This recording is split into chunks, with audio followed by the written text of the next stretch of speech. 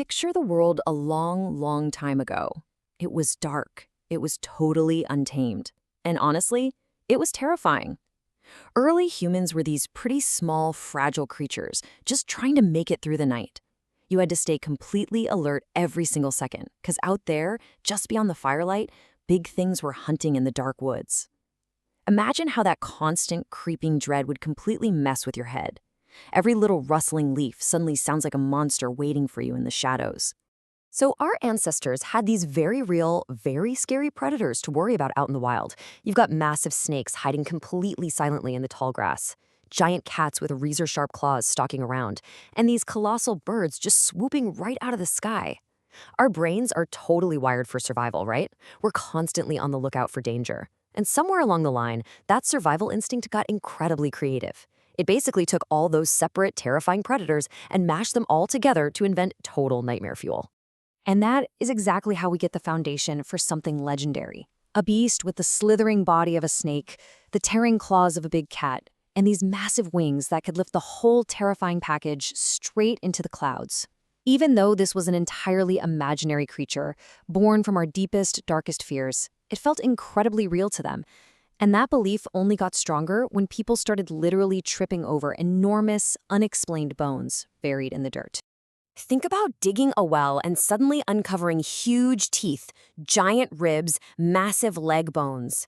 They didn't know about dinosaurs back then. They were basically trying to put together pieces of a giant jigsaw puzzle from a box they had never even seen.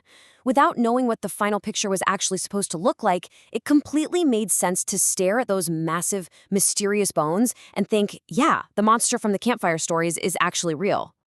As people moved around and shared these stories around the fire, the myth started to grow and shift. The creature kind of evolved, adapting to whatever landscape the story was being told in.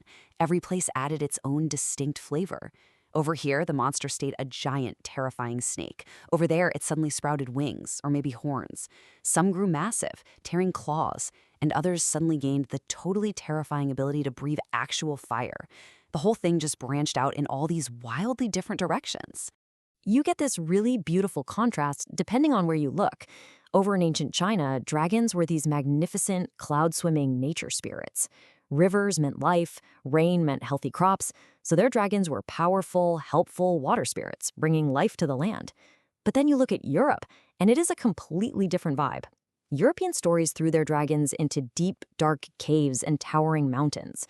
They were born from the terrifying reality of volcanoes exploding with fire. So they became these dangerous, fire-breathing monsters, totally obsessed with hoarding gold.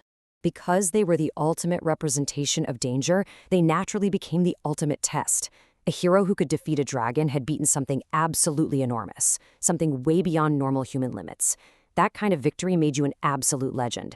Kings and warriors figured this out pretty fast, which is why they started plastering these monsters all over their shields and flags.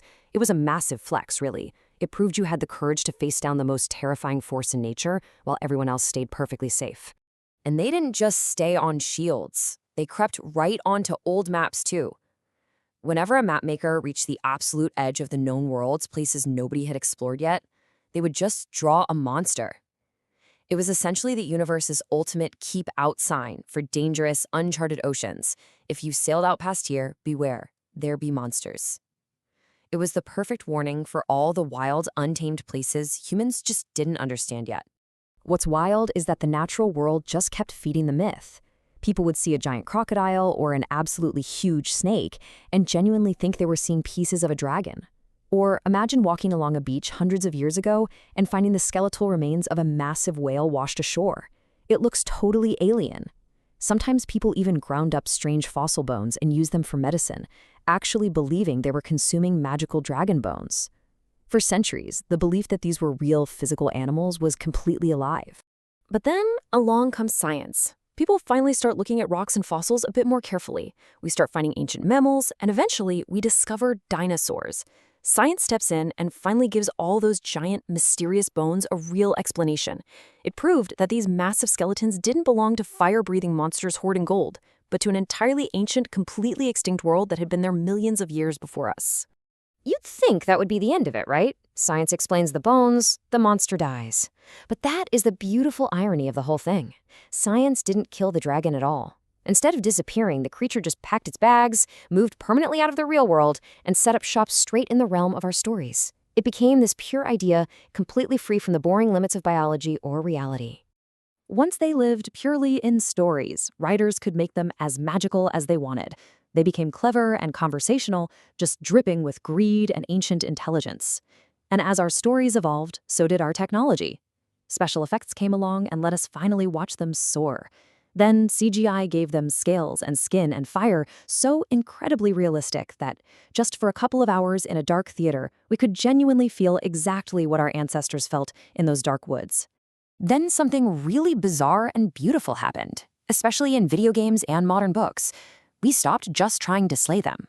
The monster that used to represent ultimate danger, the thing you had to destroy just to prove your worth, suddenly became misunderstood. We started riding them. We started befriending them. The ultimate enemy completely transformed into the ultimate companion. This shift totally makes sense when you really think about it. A real tiger can physically hurt you. A real storm can ruin your life. But a storybook monster, it can scare you without actually hurting you. These mythical beasts act like emotional training wheels, letting kids, and honestly adults too, safely practice facing down enormous, overwhelming fears without any real-world danger. Plus, imagining ourselves alongside these creatures makes us feel incredibly powerful. We're so small and fragile, just like our ancestors were. But when you imagine teaming up with a dragon, you get to trade all that vulnerability for the power of flight, for the ability to control fire, for just absolutely enormous, world-shaking strength. It's been an amazing journey for this myth. From hiding in dark, terrifying caves to becoming magical characters in our legends, to dominating spectacular movie screens, and now literally sitting on a bed as a soft, cuddly plush toy. The dragon has constantly shapeshifted to match whatever human history needed it to be. Though, let's be real, we still absolutely love the ancient, dangerous, fire-breathing version just as much. Because at its core, this creature serves a massive purpose for us. You can't fight a hurricane with a sword. You can't chase a disease through a cave. Nature is just full of these invisible, impossible threats. A dragon gives all those formless, overwhelming fears a literal face. A face with teeth and scales that we can actually look at. And more importantly, it gives them a face we can actually strike down. When you watch a hero beat the impossible beast, you get to feel that victory. A huge problem has been solved. The audience gets to genuinely feel that courage right along with the hero. It's this incredible, safe space where we literally learn how to be brave. So it kind of leaves you wondering, have we invented the absolute perfect monster? It's just this incredible woven tapestry of our deepest fears, our wildest imagination, and our deep desire to face the unknown. If you loved wandering through the history of this amazing creature with me today, definitely hit that like button, share this with someone who loves a good story, and subscribe for more. Keep wondering.